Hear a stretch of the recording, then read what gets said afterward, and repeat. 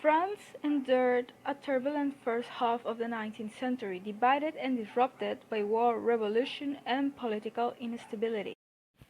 In 1870, the French ruler Napoleon III entered into dangerous war against Prussia, which produced an embarrassing defeat.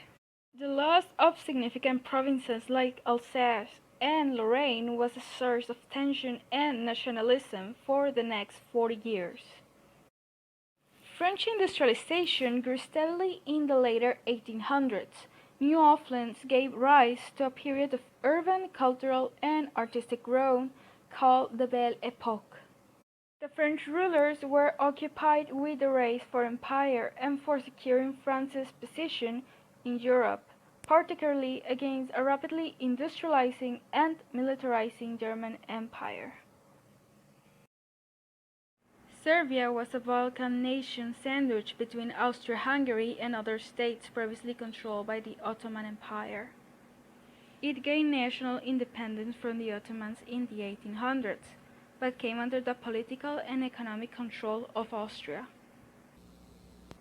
Under King Peter I, who took the throne in 1903, the Serbian nation modernized and liberalized, underwent economic growth, and started to shed itself of Austrian control. Serbia also became a harbor for nationalism and Panslavism, a movement that antagonized the Austro-Hungarian leaders. Tensions with Austria-Hungary contributed to the rise of several Serbian nationalist groups. These groups aimed to defend Serbia from Austrian encroachment and protect the rights of Slavic people. Russia spanned 1/6 of the globe and was by far the largest nation of Europe, both in size and population. Russia's government and social structure retained medieval elements, as absolute power rested with a monarch, in this case the Tsar. Despite a marked increase in industrial growth in the late 1800s, Russia's economy lagged behind that of Western Europe. In 1904–5, Russia suffered a humiliating military defeat at the hands of Japan, which triggered a domestic revolution. Russia's relationship with Germany had been comparatively good, in part because the Russian Tsar and the German Kaiser were cousins, but this evolved during the first years of the 1900s. The Austro-Hungarian Empire. The Austro-Hungarian Empire was, as the name implies, a monarchy that was formed by the two kingdoms in 1867. Though Austrians were dominant in the royal family, aristocracy, and military command, the empire housed many different ethnic and language groups, such as German, Hungarians, Czechs, and many others. The Ottoman Empire was once a superpower, ruling the Middle East and much of northern Africa and Eastern Europe. By the end of the 1800s, the empire was in decline, shrinking in size and subject to internal problems and instability.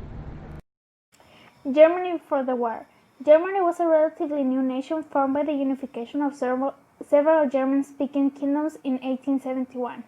The catalyst for this was German nationalism, which grew rapidly through the mid-1800s, fueled by propagandists. Prussia's victory over France in 1871 precipitated unification and the creation of Imperial Germany under William I. The German government was largely left to Count Otto von Bismarck, who oversaw economic and social reforms. Imperial Germany was technologically and industrially advanced, but it was also strongly shaped by militarism, nationalism, and government authoritarianism. Great Britain before the war. Great Britain was the center of the world's largest empire, a beneficiary of colonial resources and trade. It occupied territory on 4 different continents, and it was the center of a vast trading and commercial empire. The British rulers engaged in imperial expansion, but sought to avoid the war, a policy of splendid isolation. This policy, approach one in the early 1900s as British interest, was sparked by events in Europe, particularly the unification of Germany and the expansionist policies adopted by Kaiser Wilhelm II. The United States before the war. In the 1870s, the United States began reconstructing and modernizing after a divisive and deadly civil war. The last decade of the 1800s were marked by rapid industrial growth, the rise of tycoons, and a series of mediocre politicians and governments. This period was of the Gilded Age, as its economic prosperity was superficial and did not apply to all Americans. By the early 1900s, the U.S. was burgeoning superpower, one of the world's largest economies and a military strength. While American leaders sought to extend their control over areas like Cuba and the Philippines, the USA generally adopted an isolationist foreign policy, remaining aloof from the disputes and tensions of Europe. Has been unclear. Raymond Poincaré, the French president, and his supporters would rather go to war than negotiate a settlement or use restraint on the Serbs and Russians. Promising full support to Russia, when Poincaré made a state visit to St. Petersburg at the height of this crisis. French statesmen had seen the possibility of war among the great powers, and with the suspicion that the German government wanted a war, Poincaré's group believed that France couldn't risk the loss of its allies, which made the French support of the Serbs and Russians a calculated judgment regarding French security. On August 3rd, Germany declared war against France. This produced a spontaneous outburst of patriotic sentiment that caused the trade union and socialist leaders to rally to the colors and form a national union cabinet.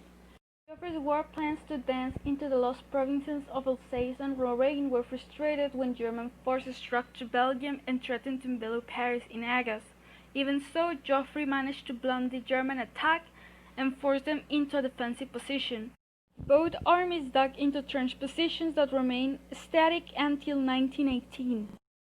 The High Command believed that the fate of France would be decided on the Western Front. In 1916, the Germans launched an attack on Verdun that lasted from February to June. This resulted in large casualties to both armies and ended up with Joffre under heavy criticism. During 1917, the troops' morale reached a low point which culminated in various mutinies. This led to the replacement of General Nivelle with the hero of Verdun, General Pétain, who managed to achieve stability. In November 1917, the cabinet of the Prime Minister was overthrown and President Poincaré gave Georges Clemenceau the position. In March 1918, the Germans launched one last major offensive in the west that led Clemenceau to replace Pétain with a more offensive-minded general, Ferdinand Foch. This was the Spring Offensive, which the Germans lost, and Russia was part of the Triple Entente. On August 1st, when Germany declared war to Russia, the Empire kept their word to its allies. In 1914, the Russian army hadn't recovered yet from the Russo-Japanese War. In August, Russia was defeated by Paul von Hindenburg and Erich Ludendorff during the failed invasion of East Prussia at Tannenberg. This indirectly saved France from defeat in the Battle of Marne and made victory possible. In the campaigns of 1915 and 1916, the Russian forces endured terrible casualties. But as of July of 1916, Russia managed to make a successful offensive under the command of General Alexei Brusilov. There wasn't any enthusiasm for the war in Russia, as the government had a distrust of the public initiative, even in the organization of essential supplies. In the Fourth Duma, a majority of the center and moderate right proposed the formation of a national coalition government and a program of reforms to carry out even in wartime, but the Tsar rejected both. After that, he decided to personally command the armies in the field. This resulted in the Tsarina Alexandra taking command in Petrograd, formerly St. Petersburg, and she was under the influence of Grigory Rasputin, who helped in curing the hemophilic Tsarevich Alexei, and this caused massive casualties at the front, the retreat of armies, economic hardship, and the belief of an incompetent government. The Tsar's government collapsed in the face of the February Revolution, forcing the Tsar to abdicate in March and being detained in Tsarskoye Selo, with the Grand Duke Michael refusing the throne. A provisional government was formed, led by Georgy Leop and Alexander Kerensky. Later, the tensions between the provisional government and the Bolsheviks, led by Vladimir Lenin, will end up with the latter forcibly seizing power in the October Revolution. The Bolsheviks withdrew from the war, immediately beginning negotiation with the Central Powers and agreeing to an armistice in December, and signing the Treaty of Brest-Litovsk in the new year. After being taken captive, the former Tsar and his family were moved to Tobolsk by the Petrograd Soviets, and then to Yekaterinburg. Here, the former royal family was executed in the cellar of their house. To prevent a rescue by the White Russian forces, the Grand Duke Michael was assassinated 4 days earlier by the secret police, ending the Romanov dynasty. The tensions between Serbia and Austria-Hungary were high, as Serbia was stuck as a landlocked country due to Austrian insistence, and Austria saw the emergence of a stronger Serbia as a threat to their Drang-nach-Osten drive to the east. The rivalry reached its highest peak with the assassination of Austrian Archduke Franz Ferdinand during a visit on Sarajevo in Serbia's National Day that was seen as a provocation by the Serbian country. On July 28, 1914, Austria declared war on Serbia. This conflict will lead to World War I. In 1914, the Serbian government was led by King Peter I, who due to an illness in mid-1914, made his son and heir Alexander Prince Regent. They also had Nikolai Pasic as prime minister and head of the government. In 1914, the Serbs managed to force back two Austrian offensives, but a typhus epidemic during the winter months devastated both soldiers and civilians. The weakened Serbs were unable to defend themselves against a terror attack led by August von Mackensen, who had the help of the Bulgarian forces and forced them to retreat to the Albanian mountains. The ravages of winter devastated them more than the Albanian attacks. The remnants of the Serbian army were evacuated by French ships to the island of Corfu, Greece. In November 1916, with the Prime Minister Eleftherios Venizelos in power, Greece entered the war on the side of the Triple Entente. The Allied forces managed to recapture Belgrade on November 1, 1918, and the forces of Austria-Hungary agreed to an armistice. In July 1917, the Corfu Declaration called for the establishment of a unified Yugoslav state after the war. December 1, 1918, the Kingdom of Serbia was superseded by the proclamation of a new kingdom of Serbs, Croats, and Slovenes that incorporated Serbia, Montenegro, and most of the South Slav territories of the former Austro-Hungarian Empire. The kingdom became known as Yugoslavia. The European powers showed a strong interest in the future of the empire, particularly Germany, which invested in the Berlin-Baghdad railway that passed through Ottoman territory. The Ottomans occupied a critical position, controlling access to the Black Sea. The Turkish Straits are two internationally significant waterways in the northwestern Turkey. The straits create a series of international passages that connect the Aegean and the Mediterranean seas to the Black Sea. When the First World War broke out in 1914, the Ottoman Empire allied itself with Germany, Austria-Hungary, and the other states who made up the Central Powers.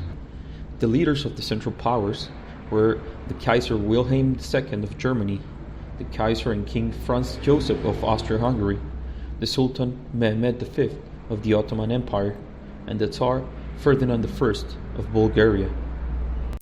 The Ottoman involvement in the First World War began at the Battle of Odessa in October 1914, when the Ottoman Navy attacked the Russian Black Sea Fleet and Russian-controlled port city of Odessa. This prompted Russia and the other Allied powers to declare war on the Ottomans. The Ottomans had made a fateful mistake by entering the war. Although they achieved a major victory at the Battle of Gallipoli in 1916, the war brought disaster, internal strife, and revolts plagued the empire, contributing to its crumbling. The fate of the Ottoman Empire was tied to the fate of the losing Central Powers. After 1916, army desertions took place on a massive scale, and economic pressures became acute. The surrender of Bulgaria on September 28, 1918, which severed direct links from Germany, was the final blow. The CUP cabinet resigned on October 7, and a new government was formed under Ahmed Esed on October 9. On October 30th, the Ottomans signed the Armistice of Mudros, making the defeat of the Ottoman Empire in World War I. The government, which was led by Emperor Franz Joseph, was autocratic and dominated by aristocrats and militarists.